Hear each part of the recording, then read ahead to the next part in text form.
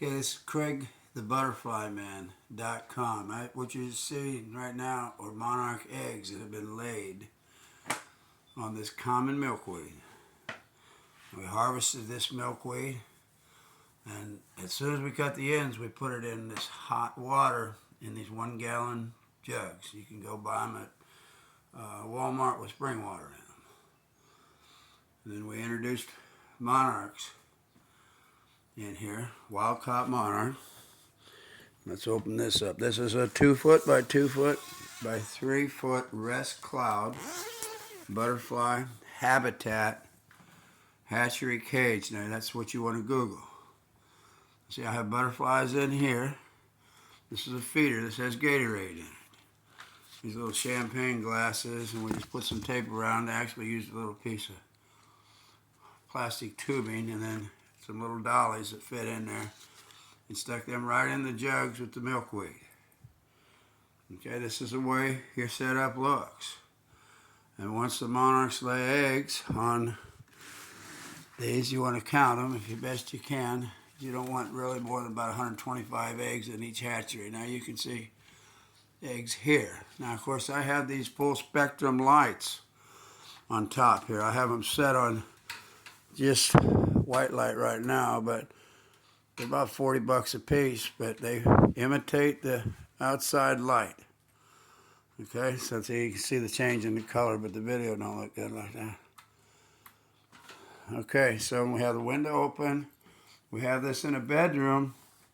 On a bed, we have a folding table. A lot of people have a spare bedroom, and we put a folding table from Walmart. I think about 40 bucks. And this is your setup, folks. Now, once they lay eggs, you can release them. And you want maybe 125 eggs in each hatchery. Like I said, you remember what I'm saying to you. You trim these stems. You go out and find them and you harvest them if you don't have them in your yard. And they're everywhere. You can harvest them and they recover. The monarch plants that you harvest these stems from recover within a week, so monarchs can lay eggs on them. So this isn't depriving monarchs in the wild of any host plants to lay eggs on. So we have lots of eggs here. They will hatch and start eating. Then you just continually add pitchers. I say pitchers, I mean gallon jugs. But they have about 5 stems in each one. You want to plug this hole full of stems on top, because caterpillars will figure out how to crawl down in there and drown themselves. But this is what your setup looks like. And these rest clouds are the best ones to use. Okay? You sterilize them with one. You completely submerge them after you raise your monarchs. You sterilize them with 1 part unscented bleach and 4 parts water for 12 hours. You completely submerge them. Because see, the reason you're buying these is they collapse and they don't rust. And you can see they don't rust. They can be used year after year. They're about $30 a piece. So this is your setup. This is what it looks like for you to get started raising monarch butterflies. Now some people will go out and collect stems with eggs on them. And so you can, obviously you can do it the same way. This allows the milkweed to be standing up like the monarchs are used to laying eggs on. It helps the milkweed stay alive. You want to mist the milkweed once in a while the caterpillars are eating it, just like what happened outdoors with humidity landing on dew landing on top of the leaves. This is the most natural way to raise monarch butterflies. And they will eventually, and you want to put some paper towels here on the bottom. These obviously haven't started eating yet. You want to make sure you change them out. But these the caterpillars, once they've eaten enough, they will all by themselves crawl to the top. And you'll have between 50 and 75, maybe 100 at the most, at the very most. Preferably 50 to 75 on the top of these, and you can do a couple of these of 50, and now you've reached 100, which Lincoln Brower recommended on Dr. Lincoln Brower, the grandfather of monarch butterfly science, conservation, and education. You just Google Dr. Lincoln Brower, and you'll find out in Wikipedia all about him. And he recommended that everybody raise 100, all households. So, and it's on the last line of the petition that was sent to U.S. Fish and Wildlife to list the monarch butterfly as threatened. It's the very last sentence.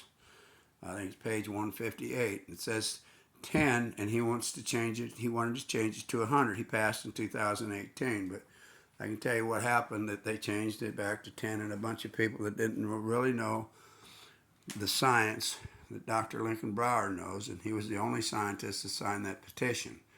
So it's very important. These, once they're all on the top, they'll come out. It'll take them about 10 days to 14 days for the caterpillars to go to the top. Just like I said, and take all your pictures, everything out once they're in the chrysalis stage. And once they come out, let them stay in the hatchery for 24 hours. They won't need anything to eat.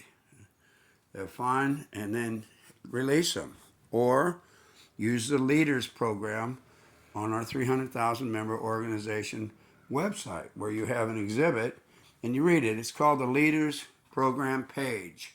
What I'm doing here is showing you the Raise Monarchs page on our organizational website. It's howtoraisemonarchbutterflies.com or craigthebutterflyman.com. They both point to the same website. Now, if you Google craigthebutterflyman.com, the website will be the top link, and then my YouTube channel will be there, and lots of stuff, 2 pages of links. So it's, it's almost better to Google craigthebutterflyman.com as opposed to howtoraisemonarchbutterflies.com.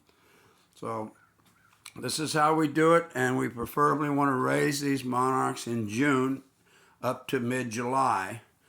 You can continue to raise them now, but you want to make sure you check these monarchs that you get for OE, which you just Google butterfly lady, what is OE, and you follow that protocol to check your monarch before you have her laying eggs on your milkweed. Okay? So that's pretty much the whole program, folks. But you go to that website, you'll have plenty of pages. You'll be a very well educated monarch butterfly conservationist if you study that website and take your time and study all the drop downs. We have all the major groups, monarch conservation groups. Under the groups drop down, we have all the science under the home page. Lots of great videos. This is where you want to go, folks. So happy butterflying. I hope you enjoy raising your monarchs, and always remember, you can go anytime to any of those groups and ask questions about your monarch. Right now, you can go ask questions any time of the day in a reasonable hour. People will answer your questions about raising monarch butterflies. But this video right here and my YouTube channel, Craig the Butterfly Man YouTube channel, and has a little girl with a monarch costume on at the top, 300 videos. You'll be able to follow Mary's and my trek through raising and learning to raise and conservation over the last 20 years. Okay, it's craigthebutterflyman.com. Thank you very much.